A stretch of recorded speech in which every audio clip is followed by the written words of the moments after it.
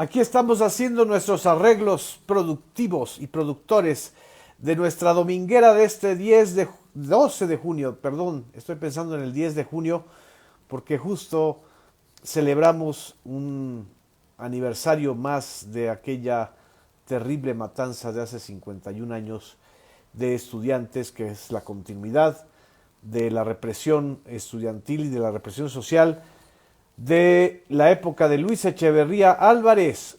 Ese era el viejo PRI, esa era la esencia de ese priismo que estaba ya pues llegando a su última etapa de legitimidad, el priismo que después de haber sido el partido de una revolución social se transforma en un partido de la presidencia de la República en turno, de los grupos de poder políticos y económicos, bajo un modelo muy autoritario, muy, pues básicamente muy de control político, y la rebelión de los estudiantes y de las clases medias de los años 60 y sobre todo de los 70, pues prácticamente lo dejó sin legitimidad social. De ese PRI del 10 de junio de 1971, emergió un PRI tecnocrático dominado por una nueva cleptocracia, la cleptocracia que se gestó durante el gobierno de Miguel de la Madrid y que llegó al poder con Carlos Salinas de Gortari de 1988 y prácticamente no ha dejado el control de los grupos de poder más importantes desde entonces a la fecha. De ese PRI surgió este PRI que vemos ahora, que son pues ya los restos insepultos, diría uno, de lo que fue antes un partido de Estado, un partido prácticamente hegemónico, lo llamaron algunos politólogos como Giovanni Sartori, otros escritores más inspirados en sus estilos, como Mario Vargas Llosa, llamó al priismo la dictadura perfecta, pero en realidad de lo que se trataba era de un partido-Estado, un partido que logró controlar al Estado, luego se abrió, promovió una apertura política y también se apropió de los partidos de oposición. Se apropió a tal grado que de ahí surgió lo que ahora llamamos el PRIAN, la especie de alternancia sin cambio en el modelo económico, sin cambios sustanciales en contra de la corrupción y en contra de la desigualdad y de los privilegios. Ese PRIAN es el que ahora ya hizo crisis y entonces el análisis de esta semana, vayamos directo al grano, es sobre cómo la Alianza Va por México se está prácticamente desvaneciendo después de la derrota de hace una semana de las elecciones en 6 entidades. Solo pudieron retener 2 entidades y los priistas o el priismo no retuvo ninguna de las entidades que tradicionalmente habían sido gobernadas por este partido, como Hidalgo, que no había vivido hasta el día de hoy una alternancia con otro partido, o el caso de Oaxaca, que ya viviendo una alternancia en la época de Gabino Cue, recupera el PRI y la vuelve a perder de una manera muy amplia. Y ni hablar de las derrotas en Quintana Roo, donde también gana el partido de Morena, en Tamaulipas, donde el PRI prácticamente se borró del mapa, cuando hace tan solo 2 sexenios estaba en su apogeo y controlaba prácticamente todo. Lo que está sucediendo es que esa alianza, que era una alianza perdedora, una alianza articulada por grupos empresariales encabezados o acaudillados o guiados o como quiera llamarse por Claudio X González, ahora pues tiene a un personaje incómodo. Ahora descubrieron que el gran personaje incómodo de esa alianza es el señor Alejandro Moreno, Alito, el exgobernador de Campeche, un hombre sin luces, pero con mucha demagogia y con mucho arrojo, pues para prácticamente ponerse el sombrero de lo que quiera. Y ya no solamente son los audios de las filtraciones o los audios que dio a conocer la gobernadora actual de Campeche, Laida Sansores, o los audios mismos que el propio Alito Moreno filtró y dio a conocer para, según él, defenderse, y lo único que hizo fue hundirse más, porque ¿quién va a confiar en un político que graba todo y a todos con tal de utilizar esas grabaciones en el momento necesario y romper ese pacto de confidencialidad que se tienen cuando hacen las negociaciones políticas? Imagínense los audios que no ha de tener Alito Moreno, no quiero ni escucharlos, con pues sus grandes aliados, como son Marco Cortés, como son Jesús Zambrano, y estos personajes de la picaresca nacional que aún sobreviven medrando con los recursos públicos. Pero la rebelión ahora más fuerte ya no es la de los opositores o de los aliados de Alito Moreno contra Alito Moreno. La rebelión ahora es de los propios priistas, de aquellos que dirigieron el PRI en algún momento de esta historia reciente del partido y que están llamando a cuentas al señor Alito Moreno, y van a tener una reunión el próximo martes, según lo citó Alito Moreno, a tomarse un café. Y no creo que Dulce María Sauri, Beatriz Paredes, Manlio Fabio Beltrones, ¿qué otro exdirigente nacional está por ahí?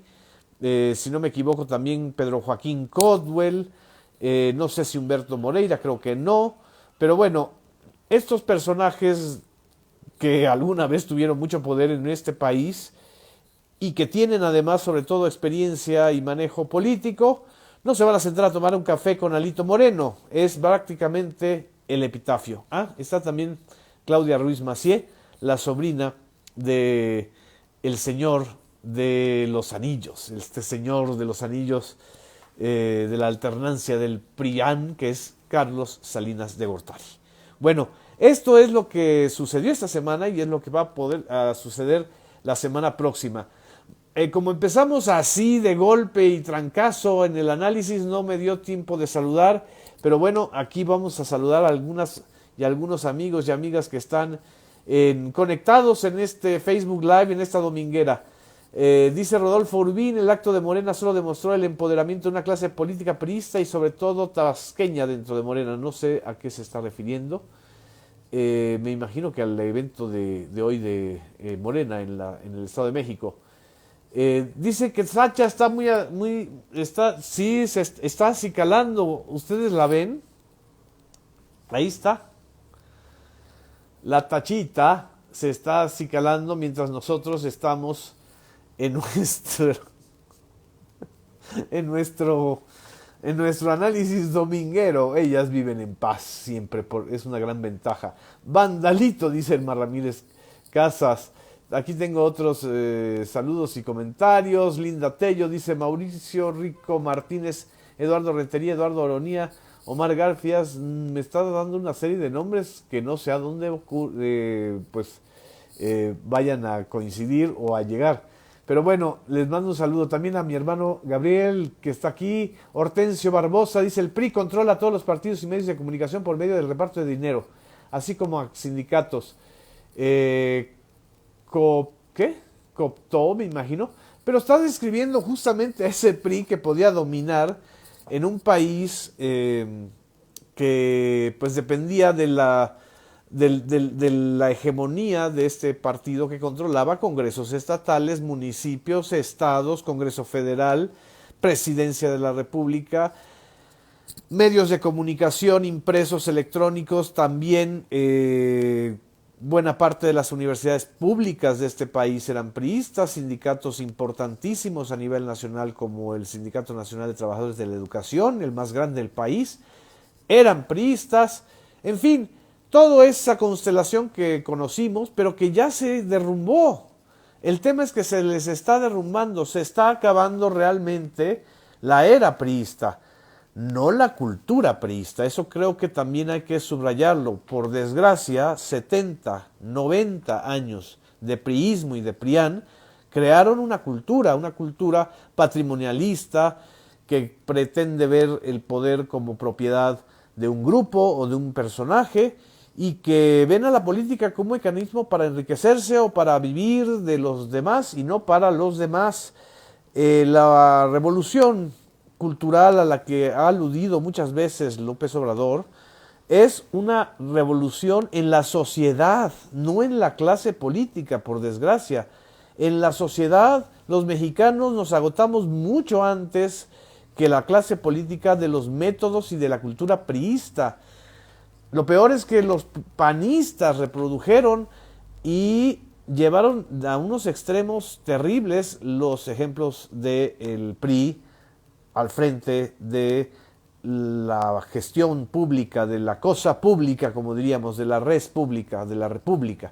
Pero la cuestión pública o los asuntos públicos los volvieron asuntos de élites y de oligarquías. Eso es lo que está cambiando y cambió desde 1971, desde el halconazo. Ya se sabía que esa clase política tenía que cambiar de método, de forma de germinar y de legitimidad, y hasta el 2018, porque el 2000 fue una farsa, fue una falsa promesa de cambio, el que encabeza a Vicente Fox, hasta el 2018, y hasta en estos años estamos viviendo realmente esa fractura. En fin, eso es lo que también creo que vale la pena resaltar y subrayar de esto que está sucediendo en el ámbito de los partidos y de la clase política. Desde San Pedro Coahuila, acabo de verlo con Javier Corral. Muchas gracias, Alicia Yarto. Buena entrevista la que nos dio el exgobernador de Chihuahua, Javier Corral. Creo que es una pieza fundamental esa entrevista para entender cómo funciona el PRIAN, cómo los lazos de corrupción entre un partido y otro se mantienen, y ahí está el caso de César Duarte, y tendremos que vigilar la actuación de la Fiscalía Estatal de Chihuahua y de la gobernadora Maru Campos, que viene de lo que Javier Corral llama el PRIAN, no del PAN histórico. En fin, saludos, muchas gracias.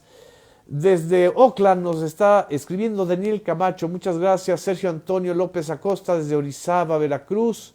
También Juan Torres nos manda saludos muy afectuosos, muchas gracias. Chael Cervantes, gracias. Gabriela Ortiz me propone, pudieras averiguar sobre outsourcing en el aeropuerto de la Ciudad de México. Vamos a averiguarlo, Gabriela. Me dice que los has reportado a la Secretaría del Trabajo. Sergio Antonio López Acosta, ¿crees que desaparezca el PRI en 2024? Mucho antes, creo, que el 2024, sinceramente. José Luis Rivera, saludos desde Toluca. Hoy gran evento en Toluca. Vamos a sepultar a los atlacomulcos. Bueno, uno de los bastiones priistas que quedan en la República es el Estado de México, el Estado que es así como el medievo frente al Renacimiento. Es decir, el medievo político del Estado de México no se compara a la cantidad de cambios políticos que han habido en la sociedad y en la sociedad política de la Ciudad de México. Todavía sigue ahí dominando los negocios y las cúpulas una élite que es el Grupo Atlacomulco. Es un grupo político, empresarial y social que pues prácticamente va a tener que ceder el poder, porque no creo que gane las elecciones en 2023, aunque todavía les queda esa cultura del control y del fraude. Dice Nidia Quiroz que ojalá siga Alito, precisamente para que pierdan en el Estado de México. Desde Cancún, Betina Cheto nos manda besos a Tachita. A ver, vamos ahí está la Tacha, pero ahorita está absolutamente embobada consigo misma. O engatada, como quisiéramos llamarle. En esta semana también inició la cumbre y terminó la cumbre de las Américas, que pasó sin pena ni gloria, donde se ratificó la posición de muchísimos países, bueno, no de muchísimos, pero sí de la gran mayoría de los países de América Latina y del Caribe, en contra de la exclusión. Fue una derrota moral, política, diplomática para aquellos que dicen que Estados Unidos tiene que estar palomeando cuáles son dictaduras y cuáles no, o cuáles son los países democráticos. Por Dios, Estados Unidos viniéndonos a dar lecciones de democracia, o esa clase política que también está decadente en Estados Unidos, viniéndonos a dar clases de democracia.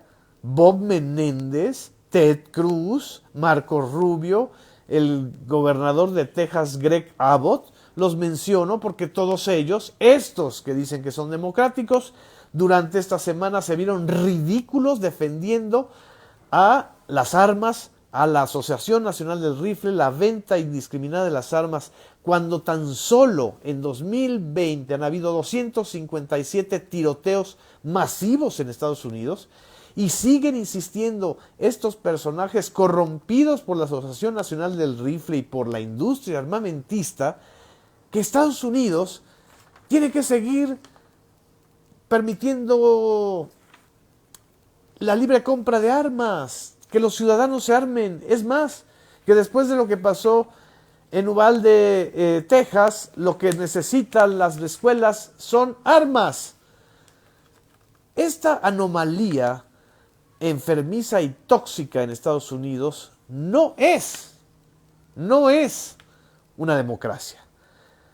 No es una situación democrática estar defendiendo la posibilidad de tener una sociedad armada. Es negar la esencia fundamental de la definición de Estado, que es el monopolio legítimo de la violencia, según Max Weber, para quienes estudiamos ciencia política. El monopolio legítimo de la violencia y de las armas la tienen en todos los países democráticos los estados. Por eso hay ejércitos, por eso hay marinas, por eso hay policías nacionales, y el armamento de los ciudadanos, armar a los ciudadanos, es vivir en una situación preestatal, es decir, anterior a la fundación de los estados nacionales. Y cuando vemos a la derecha norteamericana, que está tanto en el Partido Republicano como en el Partido Demócrata, hacer malabares para decir, incluyendo a Donald Trump, que salió a defender la segunda enmienda en Estados Unidos, cuando vemos a estos personajes haciendo este tipo de declaraciones, uno cree que no se está refiriéndose al siglo XXI, que estamos en la era de los sheriffs y del viejo oeste norteamericano, porque esa es la esencia de esa derecha, y eso no es democrático. Ni siquiera en Venezuela y en Cuba se permite eso, por Dios. Vaya, ni en Arabia Saudita, que tan democráticos son las monarquías árabes con las que tiene tan buena relación Estados Unidos y que no excluye de ningún sitio y de ninguna cumbre.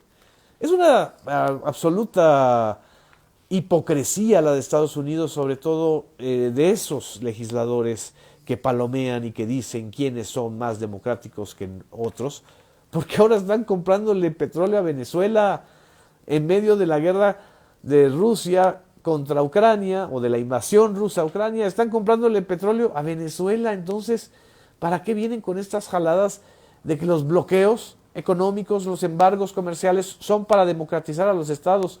Mentira, mentira absoluta. Es para armar tráficos y circuitos, pues prácticamente clandestinos y mafiosos de recursos. En fin, esto sucedió en México también. Surgió una nueva caravana migrante que partió desde Tapachula, a la cual hay que tener muy en cuenta, sobre todo para que no ocurran violaciones a los derechos humanos. Y como dijo López Obrador en la semana,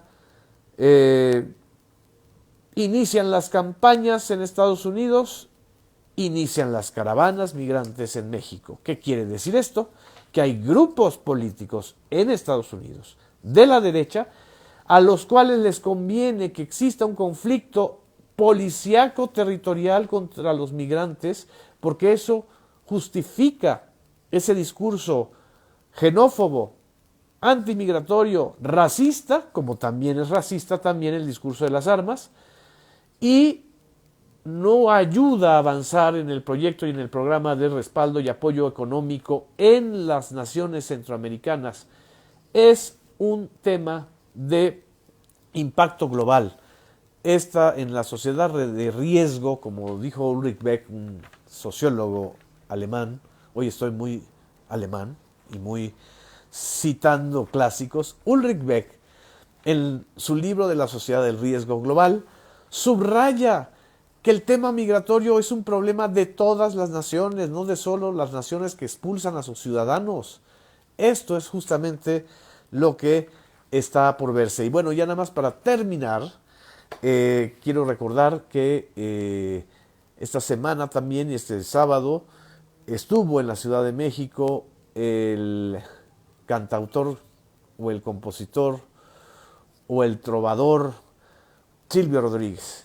Y creo que a la Ciudad de México, al ánimo nacional, le hizo muy bien, y el personal sobre todo le hizo muy bien escuchar a Silvio Rodríguez. En fin, veámonos la próxima semana, pasen un lindo domingo y saludos a todos y a todas los que nos están escribiendo. Si no alcancé a mencionarlas o a mencionarlos, les mandaré unos comentarios aquí por el Facebook Live. Nada más estoy revisando si hay algún otro punto o comentario que creo que sea importante ahorita mencionar.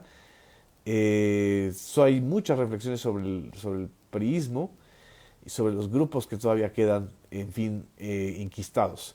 Muchas gracias. Muy buenas tardes.